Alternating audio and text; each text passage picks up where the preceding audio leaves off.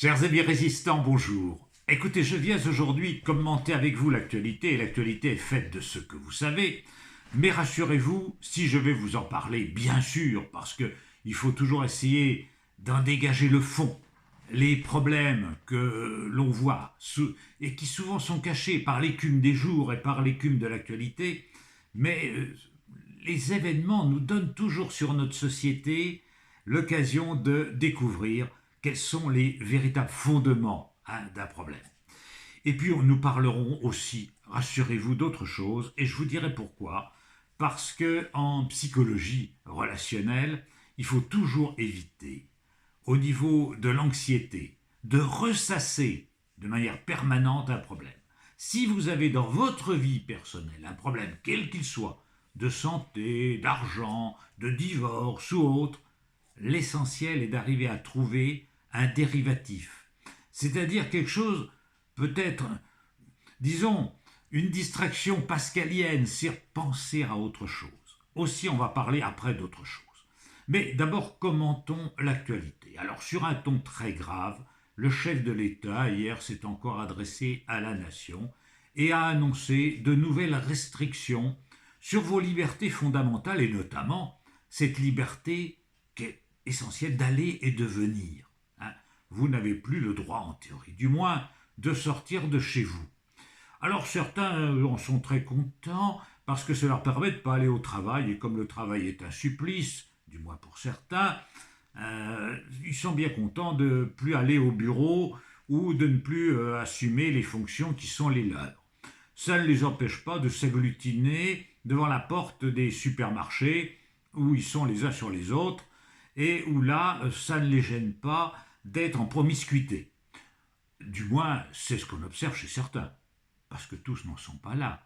Il y a aussi des gens qui, inversement, font leur devoir, assument leurs fonctions et savent que la société a besoin d'eux. Si vous voulez, ce qui se passe actuellement en France évoque, pour moi, et sans doute pour un certain nombre d'historiens, ce qui s'est passé en juin 1940. Certes, nous n'étions pas là, ni vous ni moi, pour apprécier, mais qu'est-ce qui s'est passé? Les Français ont eu peur. Et ils se sont sauvés massivement du nord de la France, de Belgique, aussi pour les Belges, de Paris. Et les Parisiens ont envahi les routes, compromettant d'ailleurs les mouvements de la défense nationale, parce que les Allemands allaient arriver, et ils partaient se cacher dans le sud de la France, ou dans des familles, dans le Massif central, tout ça en province, pour être tranquille. Eh bien, ces jours-ci, que voyons-nous? Des Parisiens, des gens de l'Est fuir non pas les hordes germaniques, mais un petit virus redoutable, et aller un peu partout, au risque d'ailleurs de propager la maladie, comme le faisaient les villes du Moyen-Âge lorsque la peste arrivait, notamment en 1630 à Milan. On a vu les nobles qui quittaient la ville et qui, évidemment, avec leurs chevaux, essayaient d'aller le plus loin possible, emmenant avec eux, évidemment, le bacille de la peste et la maladie. Mais là, on assiste un petit peu à la même chose. C'est-à-dire que les gens, à la fois, exercent un droit de retrait et on voit les administrations se fermer les unes après les autres, tout le monde a abandonné son poste et des mouvements de population qui sont assez irrationnels avec les mouvements de foule dans les supermarchés. Tout ça prouve que finalement, on n'a pas beaucoup évolué depuis le Moyen-Âge dans nos comportements. Bon, ça c'est pour certains. Mais rassurez-vous, c'est pas tout le monde, et j'ose espérer que parmi mes amis résistants, insoumis et lecteurs et auditeurs habituels, beaucoup de gens n'ont pas cette attitude et font preuve à la fois de responsabilité et de calme et de sérénité. Alors, au fond, parce qu'il faut raison garder, on entend beaucoup de choses sur ce qui se passe actuellement. D'abord, sur le plan juridique, je me demande si le chef de l'État, plutôt que de décider d'une manière monarchique, c'est lui qui décide de tout, bientôt de savoir quand vous aurez le droit d'aller acheter des pommes de terre, des pâtes ou du riz, le droit de promener votre chien ou le droit de sortir vos enfants. C'est le monarque qui décide de tout. S'il ne ferait pas mieux d'appliquer la Constitution, c'est au besoin de recourir à l'article 16 qui a été conçu en 1958 dans l'esprit justement de juin 1940, c'est-à-dire dans le cas où l'État serait empêché. Alors là, l'État n'est pas empêché par une invasion ennemie, mais tout simplement par le fait que la nation est paralysée actuellement. La nation est complètement bloquée par une épidémie. Donc nous serions dans ce cadre-là. Pourquoi? Parce que je crois que à la fois, il faut savoir préserver la vie, mais aussi préserver le droit, les institutions, les libertés, savoir jusqu'à quel point on peut y attenter, c'est-à-dire jusqu'à ce que ce soit nécessaire, mais non plus pas au-delà. Pas au-delà. Il faut rester dans un cadre juridique. Alors, la dictature, au sens romain du terme, peut être utile. Quand un pays est en péril, quand une société est menacée, que le chef de la tribu, de la cité, de la nation, prenne certaines prérogatives, certains pouvoirs, c'est normal. Et c'est ce qui est prévu par la Constitution. C'est prévu. Mais ça doit être fait dans les formes constitutionnelles. Quand par exemple l'article 16 est proclamé, les assemblées peuvent se réunir et le président de la République n'a pas le droit de les dissoudre. Donc, si vous voulez, il y a aussi des garanties qu'il faudrait poser comme jalon pour pas qu'on imagine on aille trop loin et au-delà de ce qu'il faudrait. Concrètement, par exemple, j'approuve totalement sur le plan sanitaire, médical, scientifique, la fermeture des écoles. Parce que comme je l'avais énoncé avant même que le gouvernement le fasse, dans ma précédente vidéo du 6 mars, les écoles sont des vecteurs de pathologies par germes, que ce soit des virus ou des bactéries. C'est bien connu. Donc il fallait fermer les écoles, effectivement. Que l'on supprime le second tour des élections municipales, c'est normal. Et c'est même souhaitable parce que notamment lors des dépouillements, il y a une promiscuité qui peut faire que le virus trouve des occasions de se propager. En revanche, je dois dire que la fermeture, par exemple, des tribunaux, et je connais bien la question, pour que ceux qui me connaissent savent pourquoi, n'est pas une bonne chose. Pourquoi? Parce que l'article 66 de notre Constitution fait de la justice, qui n'est pas une administration, mais qui est une autorité, au moins dans la Constitution de la Ve République, et qui, au sens de la politique politologie classique issue de Montesquieu, est un pouvoir, la justice n'a pas à dysfonctionner. Elle est garante des libertés individuelles, et donc il ne faut en aucun cas en entraver le cours. On ne doit pas traiter la justice comme on traiterait je ne sais quelle société ou entreprise commerciale, ou etc. Non, c'est un pouvoir fondamental qui est la garantie des individus. Alors évidemment, il y avait des précautions à prendre sur la tenue des audiences, de façon à ce qu'il n'y ait pas trop de personnes dans la même salle au même moment. Il y avait des possibilités d'organisation, mais en aucun cas il ne fallait fermer les tribunaux, ce qui est aberrant. Fermer les tribunaux, c'est fermer l'état de droit. C'est fermer l'état de droit. Donc il faut quand même maintenir le fonctionnement de l'État pour garantir les citoyens sur les droits fondamentaux. Et puis, évidemment, il y a tout ce que vous lirez, ici ou là, notamment sur Internet, sur des choses extraordinaires. Alors, il faut que vous sachiez tout simplement, que vous soyez, amis auditeurs, des gens informés et avertis. Il faut que vous sachiez que, depuis que le monde est monde, il y a eu des virus. Certaines maladies que vous connaissez bien et de longue date sont des maladies virales. La rage est une maladie virale, et puis même tout simplement la grippe, évidemment, et la rougeole, et le chikungunya. Et plus proche de notre Covid-19, vous avez le MERS ou le SRAS, son petit cousin, qui sont aussi des maladies respiratoires qui sont virales. Et des virus, il y en a qui apparaissent presque tous les ans. Donc ce qui se produit cette année, malheureusement, était plus que prévisible du point de vue biologique. De même qu'il est tout à fait prévisible que l'an prochain, ou dans 3 ans, ou dans 5 ans, d'autres virus apparaissent. Et des virus qui seraient aussi contagieux que celui que nous connaissons actuellement, et qui seraient encore plus source de mortalité, qui sont encore plus létaux que ne l'est le virus actuel.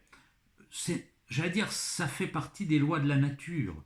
les virus mutent, se combinent, se recombinent, et tout ça, les biologistes sauraient vous expliquer comment apparaît un virus. En général, nos amis les animaux sont, comme nous-mêmes d'ailleurs le sommes pour eux, des réservoirs à virus. Et des virus peuvent passer en mutant d'une espèce à l'autre.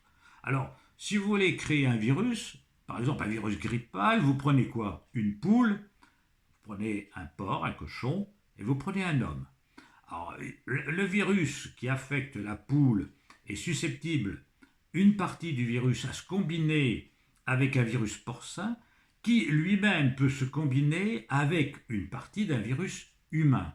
Donc le porc est en fait un transmetteur d'un virus d'oiseau à un virus humain. C'est notamment vrai pour ce qu'on appelle les virus HN, c'est-à-dire pour les virus grippaux. Bon, je ne veux pas rentrer dans toutes ces questions techniques, mais si je vous explique cela, c'est pour démonter des propos farfelus que je lis ici ou là, où des gens, et c'est toujours pareil, imaginent que telle ou telle puissance maléfique ou tel individu ont envoyé au pauvre monde une maladie pour nuire aux gens. Il n'en est rien, c'est un phénomène tout à fait naturel, malheureusement d'une grande banalité, et qui peut se reproduire, et même se reproduire sous une forme plus grave, plus accentuée. Alors, les politiques doivent en tirer une conséquence, et ne pas faire les erreurs qu'ils ont fait cette année.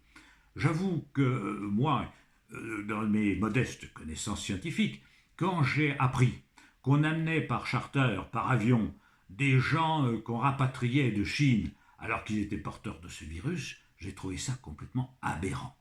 Bien sûr que ces braves gens, il fallait les soigner, mais la médecine chinoise, qui n'a rien à voir avec les médecines chinoises traditionnelles, bien incapables de traiter ce genre de pathologie, la médecine chinoise contemporaine, c'est la médecine occidentale. Les gens pourraient être aussi bien soignés en Chine ou partout dans le monde, ou presque partout, qu'ils le seraient ici. Donc c'était une aberration que de transporter le virus, de lui servir de vecteur en les amenant par avion en Europe. C'est un risque que les gouvernants, pas que le gouvernement français d'ailleurs seul, mais que les gouvernements européens ont pris et dont on voit aujourd'hui les conséquences. Là, c'est une erreur qu'ils ont commise et qui est à l'origine des problèmes actuels. Quand un foyer viral nouveau apparaît, que ce soit en Chine, que ce soit en Afrique centrale, et je dirais la même chose s'ils étaient en Saône-et-Loire ou en Dordogne, on isole le foyer en question et on interdit toute communication humaine entre ce foyer et le reste du monde, le temps que la question n'est pas, le virus n'est pas éradiqué. On ne laisse pas propager un virus en sachant très bien que les risques sont extrêmement importants. Là, il y a eu une erreur fondamentale. Autre erreur qu'ont commis les dirigeants, c'est de sous-dimensionner nos infrastructures médicales. On se rend bien compte actuellement que si vraiment cette épidémie atteignait un pic élevé, les hôpitaux n'y suffiraient pas. Nous manquons de tests pour dépister la présence du virus chez des porteurs, au besoin des porteurs sains. Le vaccin qui est en préparation n'est pas une solution. Pourquoi? Parce qu'il interviendra beaucoup trop tard. Il ne sera pas fonctionnel et pratique avant un an. Bon, vous pensez bien que d'ici là, les ravages seront faits ou que le pic épidémique sera passé. En revanche, il faudrait insister sur la recherche d'un traitement antiviral adapté à ce coronavirus qui soit bon pour lui, comme nous avons quelques antiviraux maintenant qui sont efficaces, notamment contre le virus du sida, qui maintenant est maîtrisé grâce à des trithérapies. Voilà. Donc il faut travailler là-dessus et surtout mettre à disposition des médecins des moyens de soigner les gens, de dépister les porteurs sains pour prévenir l'extension de l'épidémie. Restez chez vous, oui, bien sûr. Essayez de vous préserver, de vous protéger, parce qu'en vous protégeant, vous protégez aussi autrui. Les comportements à risque sont des comportements irresponsables et des comportements fautifs vis-à-vis des autres, sont des comportements non civiques. Donc les gens qui remplissent des fonctions essentielles pour la société doivent rester à leur poste. Il ne faut pas faire comme les généraux de 1940 et prendre la fuite devant les Allemands, donc prendre la fuite aujourd'hui devant un virus. C'est pour ça que je déplore que certains services publics ne restent pas à disposition du public. Ce n'est pas très digne, ce n'est pas très courageux, ce n'est pas très civique. Voilà. Bon, allez, je vais vous parler d'autre chose, parce que sur le plan de l'anxiété, c'est toujours très pénible psychologiquement d'avoir une sorte de monomanie et de parler que d'une chose. J'ai essayé de vous dire tout cela pour vous éclairer un petit peu, mais pensez aussi à autre chose. Allez, je vais vous parler de sauver Momo. Ah, Momo. Autrefois, quand chez Renault, on parlait de Momo, on pensait à Maurice. Bon, maintenant, quand vous parlez de Momo, c'est autre chose. Là, bon, c'est quelqu'un d'autre. Mais là, c'est bien de sauver Maurice dont il s'agit. Là, alors, je vais vous expliquer ce dont je veux vous parler. On voit des gens qui, par bonté d'âme, par gentillesse, par charité, recueillent des animaux, souvent très jeunes, dont la mère, la femelle, a été tuée par des chasseurs. Alors ça peut être des renardeaux, ça peut être des petits marcassins, des petits sangliers, qui sont recueillis très très jeunes, et qui s'apprivoisent, surtout d'ailleurs pour le marcassin, très bien, et qui adoptent après un comportement qui est digne de Médor. C'est-à-dire qu'un sanglier est un animal aussi, sinon plus intelligent même que le chien, et qui peut adopter des attitudes affectives, des attitudes d'attachement qui sont équivalentes à celles d'un animal de compagnie. Alors, nos amis écologistes parfois disent mais les sangliers, les renards sont faits pour vivre dans la nature et pas dans le jardin de quelqu'un et non pas à suivre une personne. J'entends bien cette critique, mais ce n'est pas celle-là qui détermine l'administration à appliquer un règlement qui veut que les gens n'aient pas le droit de détenir un animal de la faune sauvage. On peut d'ailleurs s'interroger sur la raison de cette interdiction. Et moi, je vais vous en donner la version que je sais, la vraie raison. C'est que les lobbies, et notamment le lobby de la chasse, ne tient pas du tout à ce que le public sache qu'un sanglier est un animal attachant, affectueux, intelligent, capable d'apprivoisement, capable presque de sentiment à l'égard d'une personne. Parce que si tel est le cas, c'est plus la bête noire menaçante redoutable qu'il faut maîtriser avec son gros fusil et qui, sans les chasseurs, dévasterait le monde et agresserait les gens dans les villages. C'est ça l'image que le lobby, d'une manière mensongère, avec une propagande digne du docteur Goebbels, veut nous faire croire. Le sanglier est un animal intelligent et très attachant.